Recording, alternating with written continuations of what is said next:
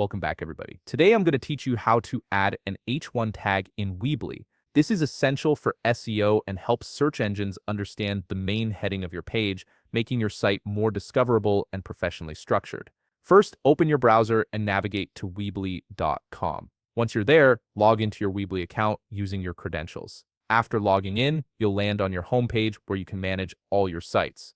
Look at the left-hand menu where you'll see an option labeled Website. Click on it, and directly underneath, you'll find Edit Site. Go ahead and click that to proceed. Now you'll see a list of all the websites associated with your account. Choose the specific website you want to edit by locating it in the list. Once you've found it, look to the right side of that entry and click the Edit button. This will open up your site in the Weebly editor, giving you full access to customize and modify your pages. Make sure you're on the Build tab in the top menu. This is where all the design and structural editing happens, so it's important to confirm you're in the right place before proceeding. Next, direct your attention to the left menu where you'll find various elements you can add to your site. Look for the option called Embed Code. If you don't see it immediately, don't worry, just click on Show All Elements to expand the menu and reveal all available options. Once you've located the embed code element, simply drag it onto the section of your website where you want to place the H1 tag.